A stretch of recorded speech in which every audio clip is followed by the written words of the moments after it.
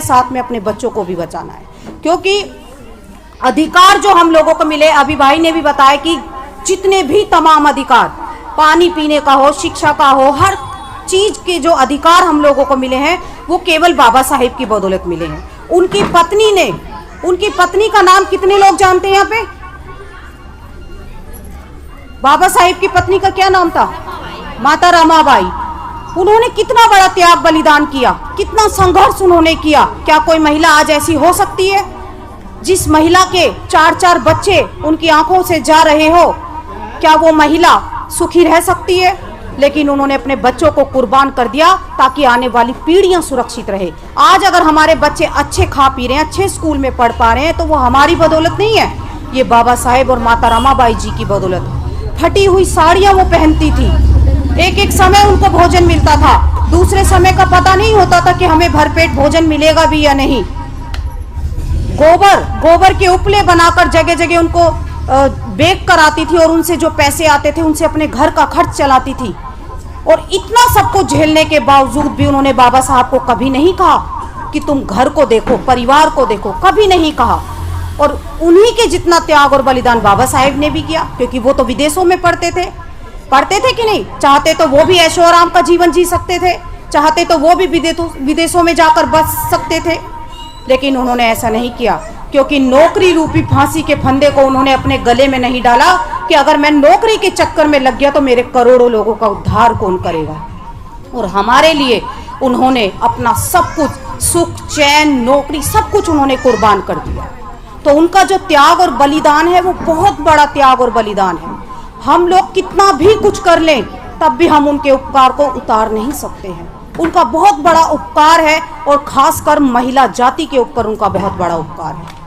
ऐसे ही एक दिन माता रमाबाई बाबा साहब से कहने लगी कि साहेब मुझे पंढरपुर के मंदिर में जाना है। तो बाबा साहेब ने कहा कि रामू, हमें मंदिर में जाने का अधिकार नहीं है, तुम मंदिर में जाकर क्या करना चाहती हो? तो माता रमाबाई कहती है कि साहेब मैं बाहर से ही देख लूंगी, मैं बाहर से ही खड़ी होकर देख लूंगी। तो बाबा साहेब कहते हैं कि रामू, मैं ऐसा पंढरपुर बना कर जाऊंगा जिसमें हर कोई आ सकता है। और पंढरपुर उन्होंने बनाया, नागपुर की जो दीक्षा भूमि है, जहां पर हर साल लाखों लोग आते हैं, वहां पर वो सबसे बड़ा पंढरपुर बाबा साहेब डॉक्टर अम्बेडकर ने बनाया। तो हमारे लिए अगर किसी ने कुछ किया तो वो बाबा साहेब डॉक्टर अम्बेडकर जी ने किया है, उनकी पत्नी माता रमाबाई जी ने किया है। जब उनके 4-4 बच्चे उन्हें छोड़कर चले गए, और जो उनका सबसे छोटा बेटा था राजरतन, जो 19 जुलाई 1926 को उसकी मृत्यु हो जाती है, और उस समय बाबा साहब वकालत कर रहे होते हैं, और कुछ लोग बाबा साहेब के पास जाते हैं, और वहां पर जाकर जैसे ही बाबा साहब घर जाते हैं तो अपने बेटे को गोद में ले लेते हैं। माता रमाबाई फूट फूट कर रोती है और कहती है कि साहेब बंद करो अपनी समाज सेवा, मैं जब से आपके घर में आई हूं मैंने एक भी दिन सुख का नहीं देखा है, और मेरा बच्चा जो राजरतन है ये भी मुझे छोड़कर चला गया। आपने कहा था मेरा बेटा राजरतन एक दिन इस देश पर राज करेगा, लेकिन राज कहां से करेगा, वो तो मुझे छोड़कर चला गया। घर में बच्चे की लाश पड़ी है, लेकिन बाबा साहेब कहते हैं कि रामू तू चिंता मत कर, मैं ऐसी व्यवस्था करके जाऊंगा कि हर रमा की कोख से पैदा होने वाला राजरतन एक दिन इस देश पर राज करेगा। बच्चे की लाश है, अगर हमारे घर में ही ऐसी सिचुएशन हो जाती है कि बच्चे की लाश पड़ी है, तो हम क्या सोचते हैं कि भैया हरिद्वार कब जाना है, मृत्यु भोज कब कराना है, गंगा जी कब जाना है, हम यही सोचेंगे ना, सोचेंगे क्या नहीं? लेकिन उन्होंने ऐसा नहीं सोचा। वो कह रहे थे माता रमाबाई से कि रामू तू चिंता मत कर, मैं ऐसी व्यवस्था करके जाऊंगा। और आज बाबा साहेब की बदौलत आज हमारे लोग हर क्षेत्र में आपको मिल जाएंगे, डॉक्टर, इंजीनियर, IAS, PCS, यहाँ तक कि राष्ट्रपति तक। तो वो किसी की बदौलत नहीं, किसी व्रत की बदौलत नहीं, किसी पूजा पाठ की बदौलत नहीं, किसी तीर्थ स्थानों की बदौलत नहीं, ये सिर्फ और सिर्फ बाबा साहेब डॉक्टर अम्बेडकर जी की बदौलत है। उनसे बड़ा भगवान हमारे लिए कोई नहीं होना चाहिए। इसी दिसंबर के महीने की एक घटना मैं आपको बताना चाहती हूँ, और ये घटना है 29 दिसंबर 1935 की ये घटना है। बाबा साहेब को एक मंदिर में बुलाया जाता है, वहां पर RSS के लोग, वहां पर वीर सावरकर जैसे लोग, वहां पर साधु संत शंकराचार्य होते हैं, और वो बाबा साहेब से कहते हैं कि डॉक्टर अम्बेडकर आप हिंदू धर्म को मत छोड़िए, ये देश छोड़कर आप चले जाइए। तब बाबा साहेब कहते हैं, और वहां पर उनको एक लालच दिया गया, वहां पर उनको 7 बोरों में नोट दिए गए कि डॉक्टर अंबेडकर इन पैसों को लेकर विदेशों में बस जाइए, आपके साथ वहां पर कोई छुआछूत और भेदभाव नहीं होगा। तब बाबा साहेब कहते हैं कि इन पैसों को लेकर मैं अमेरिका, जापान, लंदन तो जा सकता हूं, लेकिन मेरे करोड़ों लोगों का क्या होगा? मैं ठोकर मारता हूं ऐसे पैसों को, मुझे नहीं चाहिए तुम्हारे ये पैसे।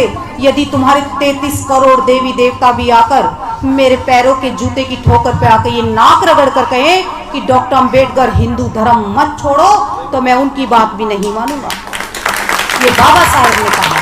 और 14 अक्टूबर 1956 को नागपुर की पावन धरती पर हमें बुद्ध की शरण में बाबा साहेब ले गए। आज हम बाबा साहेब की तो जय जयकार कर रहे हैं, क्योंकि जय जयकार करने से कुछ नहीं होने वाला, जय भीम बोलने से कुछ नहीं होने वाला।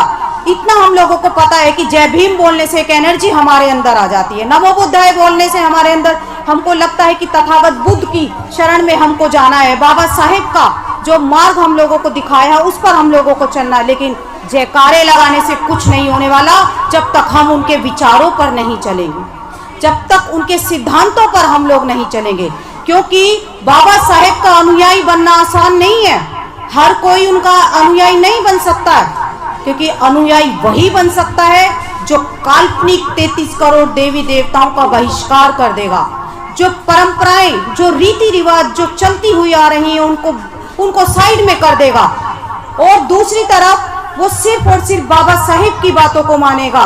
क्योंकि महापुरुष आपका वो शोला है कि कोई उन्हें एक बार पढ़ ले तो वो चैन से बैठ नहीं सकता, भले ही वो समाज में थोड़ा ही काम करे, भले ही उसकी आर्थिक स्थिति कितनी भी खराब हो, लेकिन समाज में जरूर वो जाएगा कुछ ना कुछ करने के लिए। क्योंकि महापुरुष कहते हैं कि भैया तुम तो समझ गए, आगे और 4 लोगों को भी बताओ।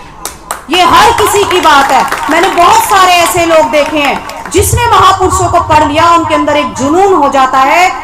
हमारे संदीप बोध भाई खड़े हैं, ये जहां जहां जाते हैं वहीं पर कुछ ना कुछ करने लग जाते हैं। मुझे बड़ा अच्छा लगता है जब ये बताते हैं, चाहे रामपुर हो, हापुड़ हो, दिल्ली हो, इनके अंदर भी ऐसा जुनून है। शिव कुमार जी हमारे भाई हैं और बहुत सारे हमारे भाई हैं, मैं उनका नाम नहीं जानती। तो ऐसा जुनून अगर आप भी पढ़ोगे तो आपके अंदर भी ऐसा जुनून पैदा हो जाएगा कि हमने महापुरुषों को पढ़ा तो हमें चैन से घर में नहीं बैठना है, हमें भी कुछ ना कुछ करते रहना चाहिए। चाहे हमारे नीरज भाई जी हो, मुझे भी पता है इनकी क्या वो है, लेकिन समाज में अपना पूरा योगदान ये देते हैं। हर संडे यहाँ पर प्रोग्राम को आयोजित कराते हैं, जो कि आसान काम नहीं है।